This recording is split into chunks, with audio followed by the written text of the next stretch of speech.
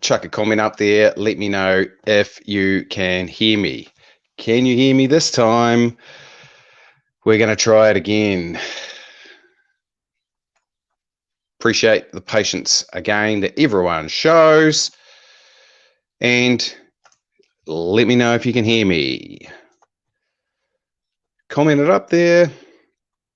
We've got so much to get through. It'll be a good one if we can actually make it go and you can actually hear me. If it doesn't work this time, we're going to go straight into streaming directly on Facebook and remove the presentation. Can you hear me now? Yes, yay, success. Sound is on, says Kaipo. So we might as well dive into it. I have no idea what the situation is as per usual, but here we are. Let's not dwell on it. Yay, you can hear. Let's get moving. There is a heap to cover off, team. Obviously, what's been going on with the protest yesterday and the subsequent reporting on it. Thanks, Joe, Dave, all the usual fans, followers, member of the Kiwi Voice family. Really appreciate it. And yeah, we're going to cover that off, as well as a little bit of other local political news and overseas COVID news as well. Beautiful day here in Christchurch, absolutely stunning. Those are in Christchurch will know. We've gotten out to Hagley Park today. It's been lovely. Let's get rid of this, and we shall dive into it. So obviously there has been significant mainstream media and alternative media coverage of the protest in Wellington yesterday, with Stuff covering it with a live stream on the day, frequently referencing the Antifa counter-protest as being peaceful and anti-hate. When in reality, if we jump on here and bring this bad boy up,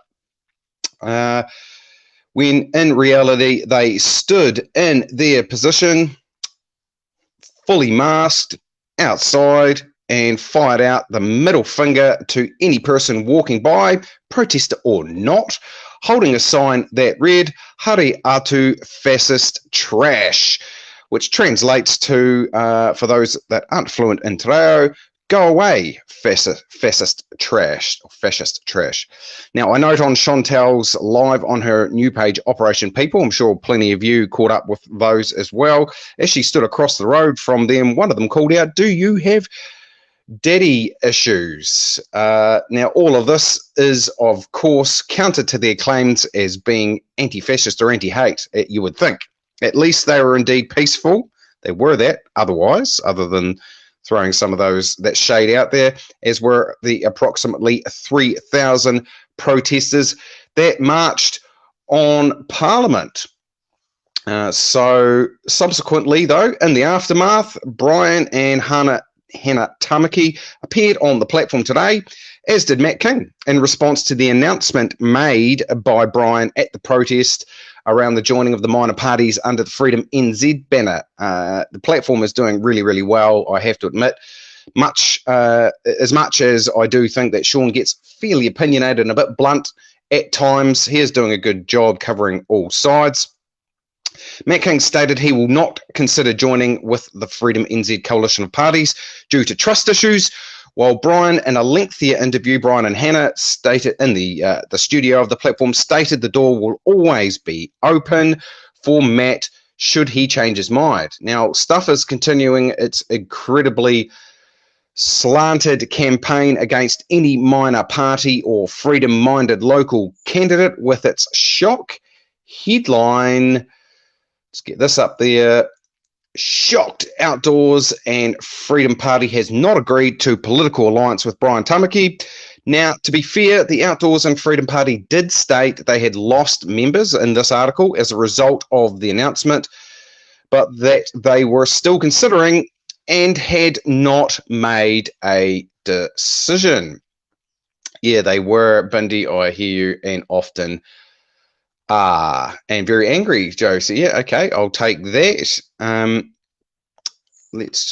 gone one too far, jumping into the comments team. Can't help but engage with the team out there.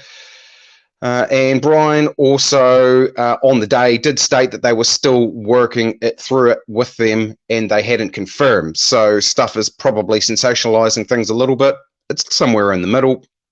Now, while I am looking at Stuff, though, which continues to astound me, that they have the large readership that they do. It still continues to blow me away. They have I think it's over 900,000 unique visitors to their website a month, with their clearly partisan approach that a large number of their reporters take. This one is a ripper. Luke Malpass, who's their political editor, he continues his fawning over Labour with his article entitled, let's get this up there, a little bit of a delay, Why Trevor Mallard, now I've just lost my, why Trevor Mallard will actually make a good ambassador to Ireland. I'm absolutely not joking. That's a headline on Stuff. Probably the most widely disliked politician in New Zealand, whichever side of the aisle you are on. Probably the meanest and most despised, I would say, politician of the modern era, with his fake rape allegations sadly costing taxpayers $330,000. His persistent talking down to reporters and MPs is widely reported in the House as Speaker and MP himself, and of course his grotesque handling, my words, of the Parliament protest in February, where he turned on the sprinklers and engaged in psychological warfare with blasting awful music and COVID messaging. May we all be reminded of that. Mr. Malpass somehow manages to list all of that in this article, as well as the $572,000 he spent on the children's playground in Parliament grounds, and explaining he can be belligerent and churlish at times, he says, before going on to say he has loads of experience, has held 13 ministerial portfolios, and has been a member of Parliament for 35 years.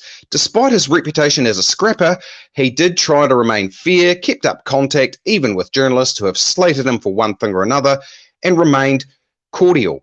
He understood the importance of the role of Parliament and his role within that, even if his interpretation of it differed from others. It is important to remember that any public reputation he has as a bully has been partly a successful creation of the opposition. Come on, Luke, what are you talking about? Can you at least attempt to be slightly less obvious? It is oddly noted at the bottom of the article that this story was initially tagged as analysis. It has been updated to opinion. Now, I've engaged directly with Luke Malpass about his misleading headlines in the past, purely just chucked him an email during the actual original protest through to Parliament back in February, actually, as they marched through to Parliament from the square there, where he was throwing out all sorts of incorrect assumptions and shade. He did reply and did update the headline at that time. I'm assuming this is something similar, that someone has said, hey, that's not analysis, mate. That's just your opinion, and shockingly partisan as it is. The fact that this was attempted to be passed off as analysis just demonstrates the state of journalism in New Zealand at the moment, in my opinion. If Fire and Fury didn't convince you its integrity is lacking, articles like this stuff surely will. So we're just going to check in on technology as we stream on through. Let's check a couple of comments there, team. Let's have a look. All those yelling and screaming hate. Yep. Great protest. It really was. It looked fantastic, Sandy. It truly did. Yes, excellent. So it looks like we are doing well here, team. Alrighty. Jumping across the ditch, as COVID-19 policy generally fades from public consciousness, although a lot slower in New Zealand, it appears, than many other parts of the world, and we all start to breathe perhaps a little bit easier. Absolute mad stories. This is, I don't know how many of you check out the Australian news websites. This was pointed out to me today. Let's get into it.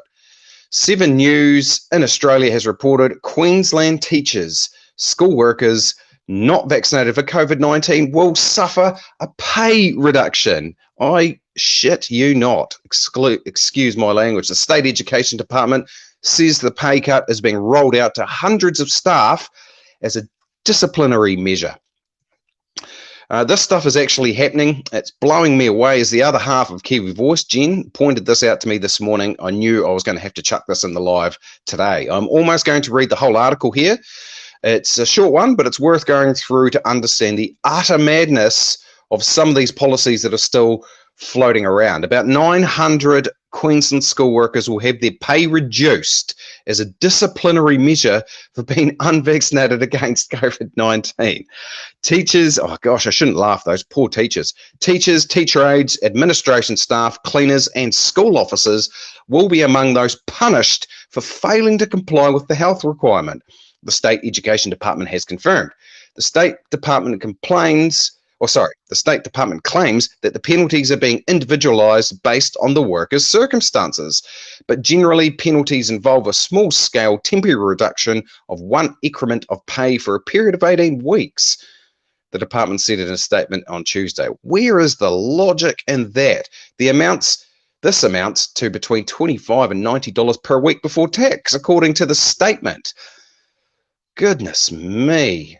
The department claims the school workers have been non-compliant with the lawful, I would argue that one big time, direction from their employer enforcing the chief health officer's direction to be vaccinated against COVID-19. It also claims reducing a worker's pay is not uncommon way to punish them for disciplinary breaches, and the move affects just 1% of the teacher workforce. It's quite hard to get through this now. I'm actually reading it out in the live. School staff were given ample opportunity to follow the lawful direction or provide evidence as to why they should be exempt from the direction since the vaccination requirements were announced in November 2021. The statement read, staff unvaccinated for COVID-19 have been able to return to work after a mandate was removed on June 30 this year. Well. Now, it does report that the Queensland Teachers Union states fewer than 1% of its 48,000 members expressed concern about being mandated before going on to say, now I'd argue that 1%, we all know the percentages in mainstream media around these things are widely misinterpreted. But at any rate, it does go on to say, the Teachers Professional Association of Queensland has slammed the policy, labelling it unconscionable. It is unconscionable that imposing a financial penalty or any disciplinary measure would somehow be appropriate because these educators have not broken any law or engaged in any serious misconduct in the workplace, Secretary Tracy Tully told the Courier Mail. So at least they did get that perception in their team. They've covered that off at the very least. Craziness. I just can't wrap my head around that. I mean, I'm sure there's plenty of these types of things happening around the world. One thing I should say, though, is just another way to punish vaccine dissenters is the way I would say, in much the same way that our healthcare workers, including home-based carers, continue to be vaccine mandated here in New Zealand in the middle of a health staff crisis. Those are the key ones we wanted to cover off today, team. What's coming up on Kiwi Voice? Plenty going on. Well, we have our, I'll get that. Oh no, off. I did have that off. My apologies. We have our series of short interviews lined up for all our local council candidates here in Christchurch, providing our viewers some unbiased insight into the people that are taking a stand in the upcoming local elections. So you'll see Mike Wilson's up now. Go and check it out if you want to know all about the man standing in Burwood Ward. These will be all occurring, the rest of the candidates posted in the next week or so, so keep an eye out for those. We've got another 4 or 5 to do next week. I would also like to put together another breathwork video. I think it is a valuable reminder to remember self-care in these times. It's been a few weeks since the last bit of self-care in terms of the video from me. And breathwork, meditation, and yoga is literally what keeps me sane in these times. So I love to share it, watch it, or not, that's fine. Other explainer video ideas and in-depth doco-style vids are also always in the background. I've got a million ideas. But if you have any ideas of your own team, please chuck them in the comments below. Send me through a DM or an email to yourkiwivoice@gmail.com. I read all of these, or myself or Jen or both, and a number of my videos have come from ideas that the viewers out there have given me. The Public Interest Journalism Fund, the globalist organisations, these were all ideas from the followers, viewers and Kiwis out there, so please keep them coming through.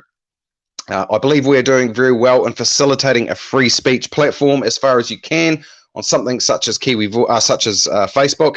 A great example of this was the post I put up about Avi Yemeni being denied entry to New Zealand. This garnered a lot of debate, mostly in the negative, obviously, for his assault charge and a number of other statements he's made in the past. Now, I actually initially was a little bit confronted by that, but I now understand and take it as a win for free speech. This is what we are all about.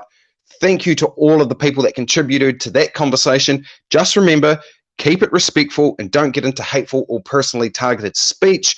That type of stuff will be removed and more often than not warned or banned. I try and keep a pretty high bar in terms of the freedom of speech, but anything that is hateful or personally targeted will be banned depending on the level of the comment. We all do pretty well here in the Kiwi Voice community, but it's worth that reminder.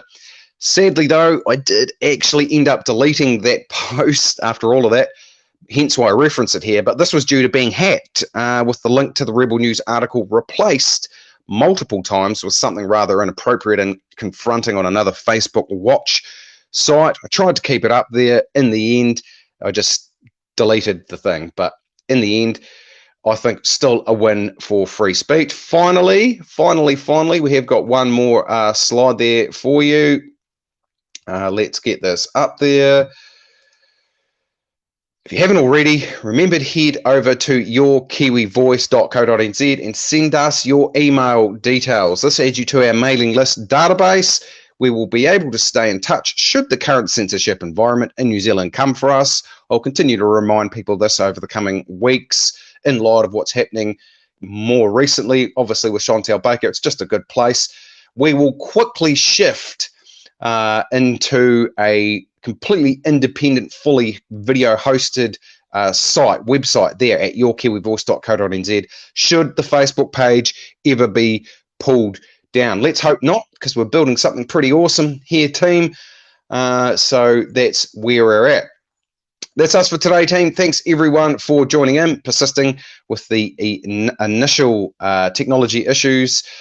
We've gone back to Restream after all the bitching that I've been giving about that program and trying 2 or 3 others, spending a bit of money. It turns out that, unfortunately, for the way I do things off the phone here, it's the one that works the best. It's just buggy, so we'll persist with it again.